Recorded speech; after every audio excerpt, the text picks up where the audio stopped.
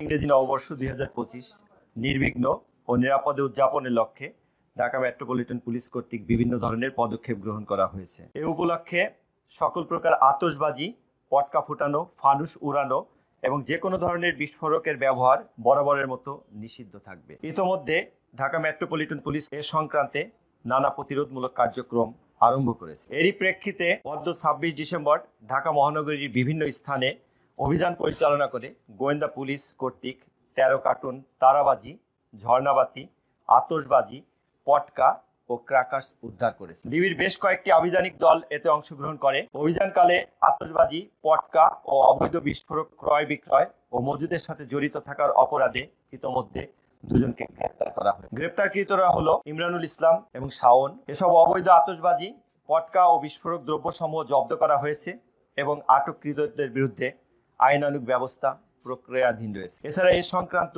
গোয়েন্দা পুলিশের অভিযান চলমান রয়েছে। ইংরেজি নববর্ষ উপলক্ষে যে কোনো ধরনের অনাকাঙ্ক্ষিত পরিস্থিতি ও দুর্ঘটনা এড়াতে ঢাকা মেট্রোপলিটন পুলিশ কমিশনারের পক্ষ থেকে সকল প্রকার আতশবাজি, পটকা ফোটানো ও ফানুস উড়ানো থেকে বিরত থাকার জন্য সকলকে বিনীত অনুরোধ করা হলো। আমরা মূলত এটা রুটে যাওয়ার চেষ্টা করেছি, তো আমরা বিপুল সংখ্যক উদ্ধার করেছি। তার মানে খণ্ড খণ্ড ভাবে কোনো খুচরা বিক্রেতা বা ব্যবসায়ীর কাছ থেকে এটা উদ্ধার না, এটা অবশ্যই বড় লটের একটা উদ্ধার, যার কারণে এটার সোর্সটা আমরা খুঁজে বের করার চেষ্টা করেছি এবং সোর্স খুঁজে বের করেই এটার পিছনে কিছুদিন আমরা লেগে থেকে সেই অনুযায়ী আমরা অভিযানটা পরিচালনা করেছি।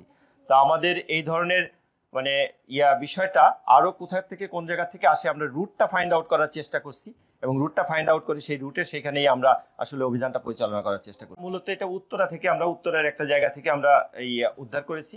আর এটা যেটা প্ল্যান ছিল তাদের, যে পুরো ঢাকা সহ সারা বাংলাদেশের বিভিন্ন জায়গায় সেটা ডিস্ট্রিবিউশনের একটা প্ল্যান ছিল।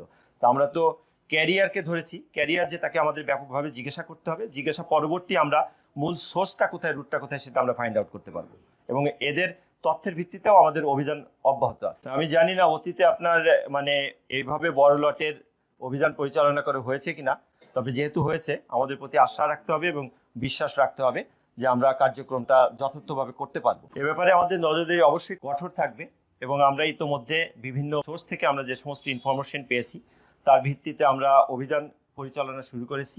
আমাদের আজকে কয়েকটা অভিযান হয়েছে, খণ্ড খণ্ড বিভিন্ন জায়গায় অভিযান হয়েছে এবং সমস্ত স্থান থেকেও আমাদের সোর্সের মাধ্যমে কিছু তথ্য আমরা পেয়েছি।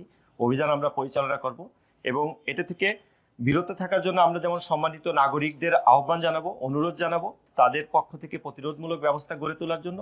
পাশাপাশি পুলিশের পক্ষ থেকে আমরা যে অভিযান সেটা অব্যাহত রেখে আমাদের পক্ষ থেকে চেষ্টা থাকবে যেন আগের মতো ওই পর্যায়ে না যায়, প্রতিরোধ করতে পারি, সেই ধরনের একটা প্রোটেকশন দিতে পারি, প্রিভেন্টিভ মেজার নিতে পারি, এ বিষয়ে আমাদের খেয়াল থাকবে। আমাদের কাজ শুরু হয়েছে, আমরা তো বড় রকমের একটা আমাদের অ্যাচিভমেন্ট আসলো, আমরা অভিযান করি, দেখি আমরা আর কতটুকু কি করতে পারি। এই বিষয়ে আমাদের আইন শৃঙ্খলার বিভিন্ন যে ডিউটিগুলো সেটা দেওয়া হবে এবং আগে থেকেই আমাদের স্পটগুলো সেটা শনাক্ত করা হবে এবং সেই অনুযায়ী ফোর্স মোতায়েন করা হবে এবং মাননীয় কমিশনার মহোদয় এই সংক্রান্তে আমাদেরকে চূড়ান্তভাবে একটা ব্রিফ করবেন এবং আমরা সেভাবেই আমাদের ডিপ্লয়মেন্টে যাব। আমাদের পক্ষ থেকে চেষ্টা থাকবে যেন সর্বপ্রকার মানে সুশৃঙ্খলভাবে মানে এই দিনটা শেষ করা যায়, সেটার ব্যাপারে আমাদের গতানুগতিক ডিউটির বাইরে আমাদের অবশ্যই ডিউটির প্যাটার্নটা একটু ভিন্ন হবে 31 উপলক্ষে এবং আমরা আমাদের চেষ্টা থাকবে সমস্ত তথ্যের ভিত্তিতে যেন আমরা নিরাপত্তা ডিউটি সেটা বন্টন করতে পারি, সে প্রচেষ্টা থাকবে এবং সেক্ষেত্রে অনেক সংস্থার তথ্যের উপরে ভিত্তি করে তারপর এখানে বসে প্রোগ্রাম আমাদের মাননীয় পুলিশ কমিশনার মহোদয় করে দেবেন এবং সেই মোতাবেক আমরা